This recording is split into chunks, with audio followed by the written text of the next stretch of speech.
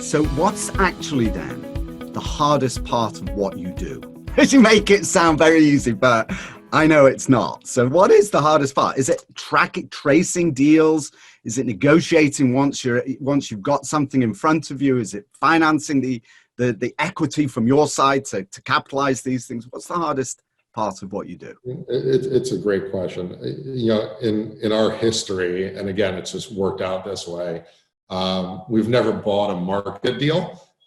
So by the time a loan sale goes out to the world, we're just not going to win that. Whether because we're too prudent or too cheap or too dumb, I don't necessarily know. But we've never been successful in buying a marketed deal. You're playing in a beauty contest. You're playing against capital that maybe doesn't have the same objectives for returns that you do. So we by and large just stay away from that. We'll chase stuff before it gets there. So the hardest part for us is making sure that we see the flow first.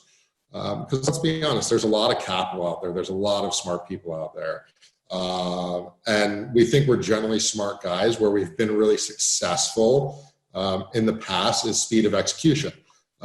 Meaning deals like Trump Hollywood or 125 Greenwich Street, we're competing against the biggest of the big, and we're relatively small guys comparatively speaking, but we've competed with the likes of the Relateds and the Witkoffs and the Madisons and the Silversteins of the world. They're all chasing the same deal.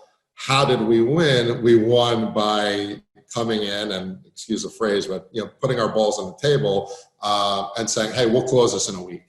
And that's how we won Trump Hollywood. It's how we won 125 Greenwich.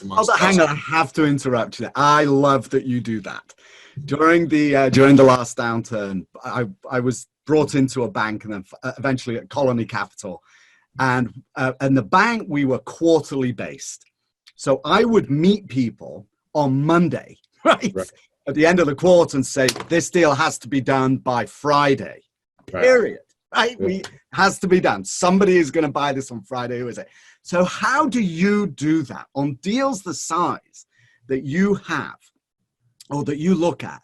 How do you underwrite a deal in 5 to 7 days realistically? Sure. So there's, look, not to sound cavalier in any ways, because it's anything but it's when and part of it is your gut. My partner Dan is actually planning on writing a book at some point called Don't Trip Over Your Gut.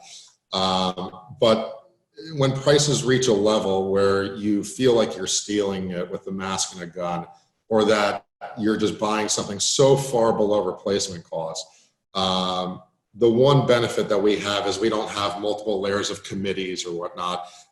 It's Daniel and myself, and we say, okay, we go, and we SWAT team it. So the most recent example, again, 125 Granite Street, I remember I was overseas, as was our general counsel at the time, and we were on the phone with the attorney for United Overseas Bank of Singapore, and he said, and it was a Thursday, and I remember it was about 2 a.m. my time where I was, and he said, look, I have 7 loan sale agreements out to guys that who they are. So you're kind of at the bottom of the pile, and I said that his name was Joe. I said, Joe, this is where we shine. We know that we want this. Everyone's at the same price. We don't have committees to go through. I promise you by Sunday night, we'll be your kind of most favored nation. And between that Thursday night and that Sunday night, literally we had kind of bribed our way into the asset with our construction folks. We flew up a team from Florida to New York, including our construction guys, our fire consultants, our permit guys, and literally sweet talked our way into the building under the radar, walked the entire building, diligenced the entire loan file, and we came back to them on Sunday night with a signed loan sale agreement and a $10 million deposit that we said we'll go hard right now upon signing, and we'll close on Friday.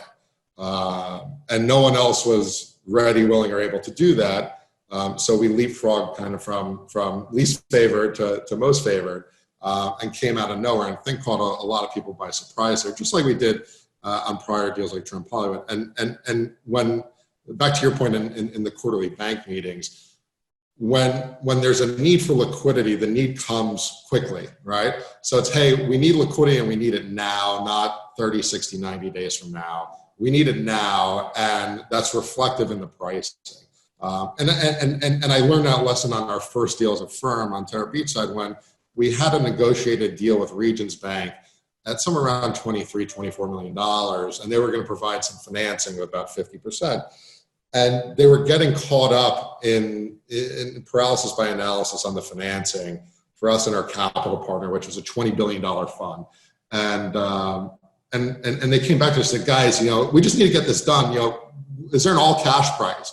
And we said, yeah, the all cash price is 17.5, and we'll push the button tomorrow. They said, fine, we'll take it. We need the money, we'll take it.